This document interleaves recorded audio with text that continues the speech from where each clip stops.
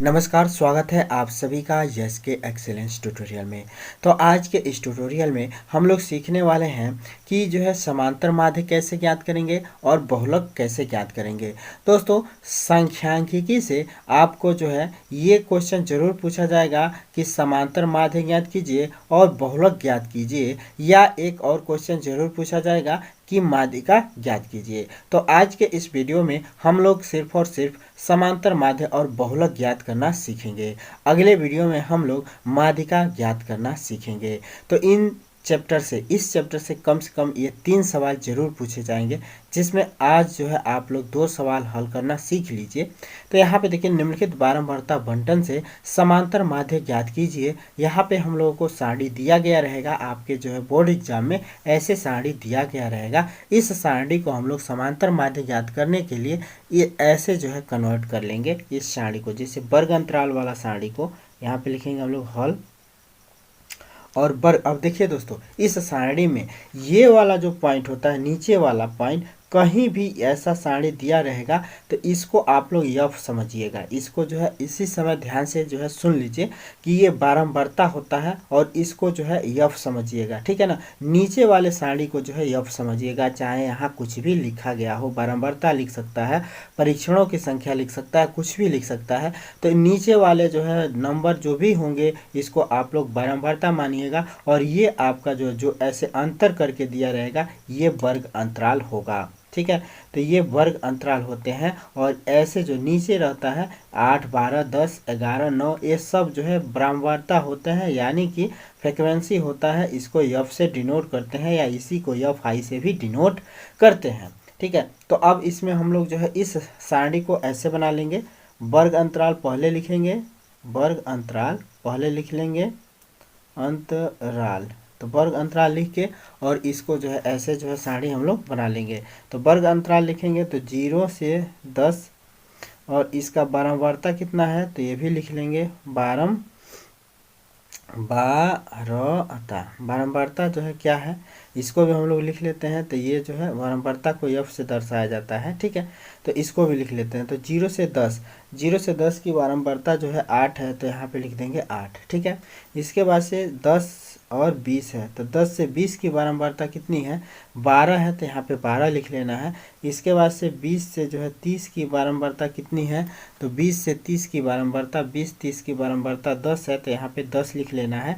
इसके बाद से 30-40 की बारंबारता 11 है, तो यहाँ पे देख सकते हैं 30-40 का बारंबारता 11 है। 30 से जो है 40 का बारंबारता 11 है, तो 11 लिख लेंगे। और फिर 40 से 50 की बारंबारता कितनी है, तो 40 से जो है 50 की बारंबारता 9 है, तो यहाँ पे 9 लिख लेना है, ठीक है।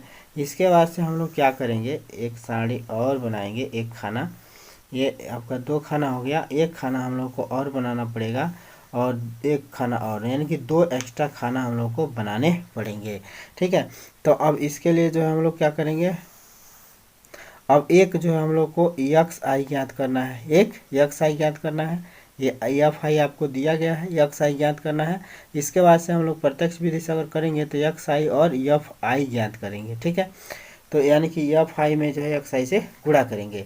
अब एक्स आई जो है कैसे जो है ज्ञात करेंगे, तो एक्स आई ज्ञात करने का यही तरीका है कि 0 और 10 जोड़ दीजिए। तो 0 10 जोड़ेंगे तो कितना हो जाएगा, 0 और प्लस 10, तो ये कितना हो जाएगा 10, और 10 में जो है 2 से भाग दे दीजिए तो कितना हो जाएगा, 2 पचे 10, यानी कि मध्यमान इसको कहते हैं। तो मध्यमान जो है दोनों बारंबारताओं दोनों वर्ग अंतराल को जोड़ के और 2 से भाग दे देना है सबके लिए। तो 10 और 20 30 हो जाएगा, और 30 का जो है हाफ कितना हो जाएगा, तो 15, तो 30 का आधा 15। तो ये जो है एक्स आई ऐसे निकालेंगे, क्या करेंगे, दोनों बारंबारता जोड़ देंगे और 2 से भाग दे देंगे। अब 30-20 कितना हो जाएगा, 50, और 50 का आधा कितना हो जाएगा, तो 25 लिख देना है, ठीक है। इसी तरह से 40 और 30 कितना हो जाएगा, 70, और 70 का आधा कितना होगा, तो 35, तो 35 लिख लेना है। इसके बाद से जो है 50 और 40 90, तो 90 का आधा कितना होगा, 45, तो यहाँ पे 45 ऐसे ही लिखते जाना है, ठीक है। अब इसको जो है इसके बाद से जो हम लोग क्या करेंगे, तो इसके बाद से जो है अब ये एक्स आई और एफ आई ज्ञात करना है। तो एक्स आई और एफ आई ज्ञात कर लेंगे। तो एफ आई का मान जो है कितना है, 8 है, एक्स आई का मान कितना है, 5 है। तो 5 गुणे 8 करेंगे तो 8 बचे 5, और गुणे 8 करेंगे या 8 गुणा 5 करेंगे तब भी जो है वही बात रहेगा। तो 8 पचा 40। इसी तरह से जो हम लोग 15 गुणा 12 करेंगे, 15 और गुणा 12 करेंगे तो ये कितना हो जाएगा, तो 15 गुणा 12 आपका हो जाएगा 180। तो 180 लिख लेंगे। इसी के बाद से जो है 10 गुणा 25 करेंगे, तो 10 गुणा 25, तो 10 गुणा 25 करेंगे तो ये हो जाएगा आपका 250 हो जाएगा। इसी तरह से जो है 35 गुणा 11 करेंगे या 11 गुणा 35 करेंगे, कोई दिक्कत नहीं है। तो कितना हो जाएगा, तो 11 गुणा 35 आपका जो हो जाएगा 385। तो 385 लिख देंगे। इसके बाद से जो है 45 गुणा 9 करेंगे, चाहे 9 गुणा 45 करिए, तो जो है 9 गुणा 45 कीजिए, तो 9 गुणा 45 आपका कितना हो जाएगा, तो 9 गुणा 45 आपका हो जाएगा 405। तो 405 कर लीजिए, ठीक है।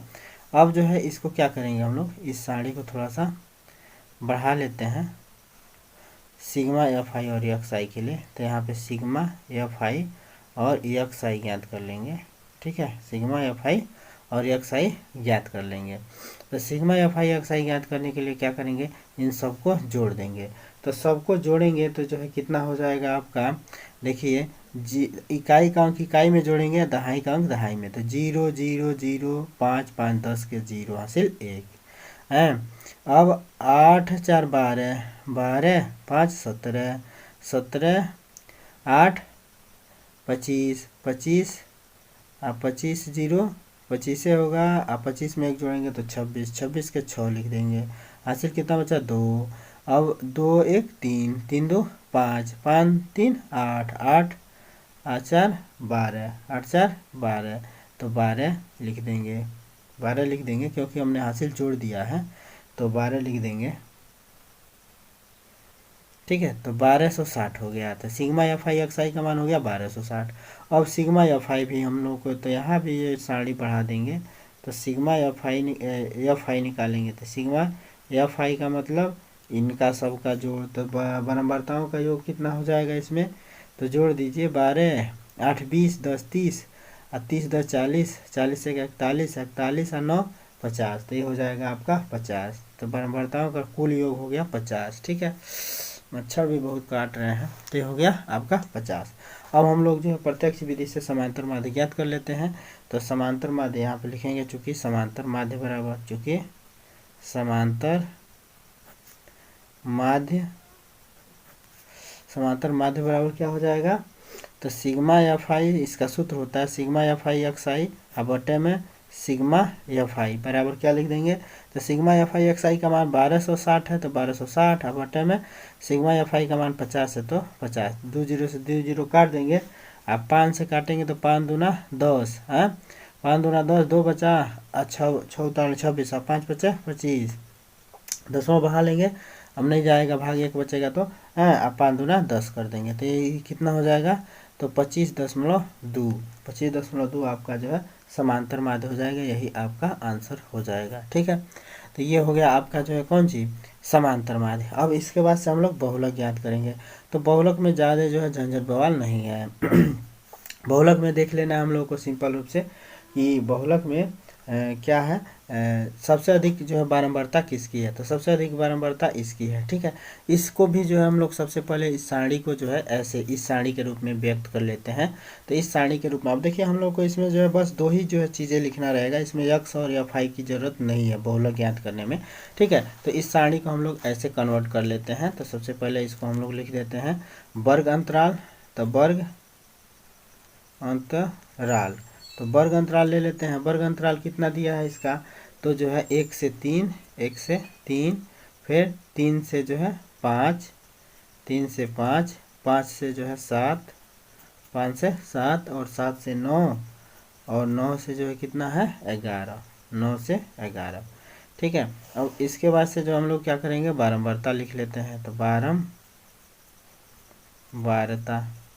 तो बारंबारता लिख लेते हैं। तो बारंबारता दिया हुआ है 1 से 3 7, 3 से 5 जो है कितना है 8, 3 से 5 8 है, और फिर जो है 5 से 7 आपका 2 है, और 7 से 9 जो है आपका 2 ही है, और 9 से 11 आपका 1 है, ठीक है।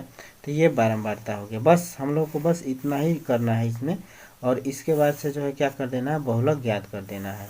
तो बहुलक का जो है आप लोगों को सूत्र याद होना चाहिए जब बारंबारता बंटन दिया गया है तब का। ठीक है, तो इसका जो सूत्र क्या होता है बहुलक का तो हम सबसे पहले यहाँ पे सूत्र लिख लेते हैं बहुलक का, क्योंकि ये जानना जरूरी होता है। तो बहुलक का सूत्र होता है आप लोगों का, बहुलक का सूत्र होता है बहुलक बराबर, यहाँ पे लिखेंगे बहुलक बराबर सूत्र होता है आपका यल प्लस F1 माइनस F0 बटे में 2F1 माइनस में F0 और माइनस में F2 इंटू हो जाएगा H। ठीक है, अब इसमें देखिए हम लोग को ये कहाँ से आएगा कैसे आएगा इसको निकालना रहेगा। ठीक है, तो सबसे पहले देखिए हम लोग देखेंगे इस बारंबारता टेबल में हम लोग देखेंगे कि सबसे अधिक बारंबारता किसकी है। तो सबसे अधिक बारंबारता कौन सा अंक दिख रहा है 8, यानी कि 8 के सामने वाला जो वर्ग अंतराल होगा यह हम लोगों का जो है बारंबारता बहुलक वर्ग होगा। ये कौन सा वर्ग होगा? बहुलक वर्ग। तो देखिए जिसकी बारंबारता अधिक है, यानी कि 8 सबसे अधिक बारंबारता है ना, 8 का बारंबारता सबसे अधिक है, माने इस बारंबारता में देखेंगे सबसे अधिक अंक कौन सा है। तो सबसे अधिक नंबर 8 की है, माने 8 है। ठीक है, तो यही हम लोग का जो है F1 हो जाता है, यही F1 हो जाएगा। इसके नीचे वाला F0 हो जाता है, F2 हो जाता है। इसके नीचे वाला क्या हो जाएगा? F2, और इसके ऊपर वाला अंक जो है आपका F0 हो जाएगा। इसके ऊपर वाला अंक जो है आपका F0 हो जाएगा। अब इसके बाद से हम लोग को भाई F1 निकल गया, F2 निकल गया आपका, ये F2 निकल गया, और फिर जो है आपका सूत्र में F0 का जरूरत है तो F0 निकल गया। F1 पहले निकाल लेंगे, उसके नीचे F2 और उसके ऊपर F0 हो जाएगा। और यल निकालना है तो जो बहुलक वर्ग है, बहुलक वर्ग ये 3 5 है, तो इसका निम्न सीमा ले लेना है। इसका ये निम्न सीमा 3 ले लेंगे, यानी कि यल बराबर 3 हो जाएगा। इन दोनों का अंतर 5 में से 3 घटाने पर जो आएगा वह एच हो जाएगा। ठीक है, तो एच जो है 5 में से 3 घटा देंगे तो हो जाएगा। ठीक है, अब यहाँ पे हम लोग लिखेंगे पहले, तो यहाँ पे लिखेंगे कि यहाँ पर जो है अधिकतम वर्ग बारंबारता, अधिकतम वर्ग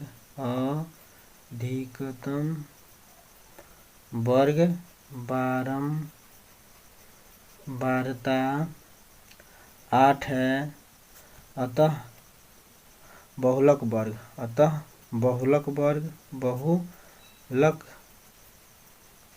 वर्ग क्या है? 8 के सामने का जो है देखेंगे तो बहुलक वर्ग 3 5 है, बहुलक वर्ग 3 5 है, 3 5 बहुलक वर्ग है। ठीक है, अब बहुलक वर्ग 3 5 है तो इसका निम्न सीमा, बहुलक वर्ग अगर 3 5 है तो इसका निम्न सीमा,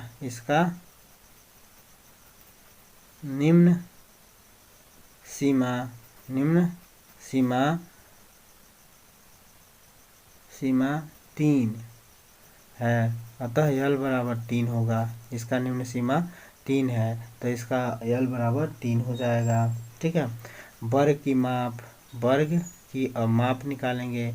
वर्ग की माप का मतलब हो गया यच। यच के लिए जो हम लोग क्या करेंगे तो 5 में से 3 घटा देंगे। जो वर्ग अंतराल है बहुलक वर्ग, उसमें से उच्च पद में से निम्न पद घटा देंगे, तो 5 में से 3 घटा देंगे 2, तो एच बराबर 2 हो जाएगा। ठीक है, बहुलक वर्ग की बारंबारता, तो बहुलक वर्ग की बारंबारता, बहुलक वर्ग यही ना है 3 5, तो बहुलक वर्ग की बारंबारता हम लोग ले लेंगे F1। बहुलक वर्ग की बारंबारता,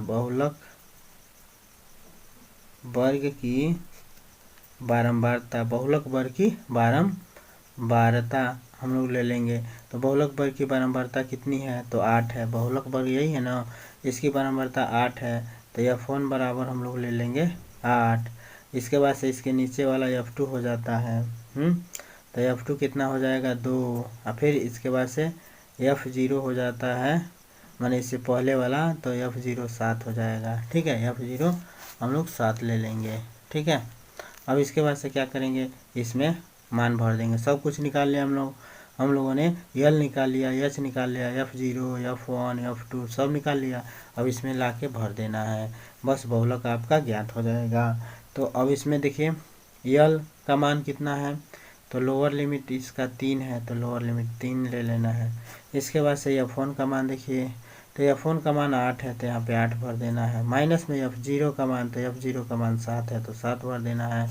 अब बटे में फिर 2 इंटू F1, तो 2 इंटू बटे रहेगा 2 इंटू F1, तो F1 का मान कितना है, फिर 8 है, तो 8 भर देना है।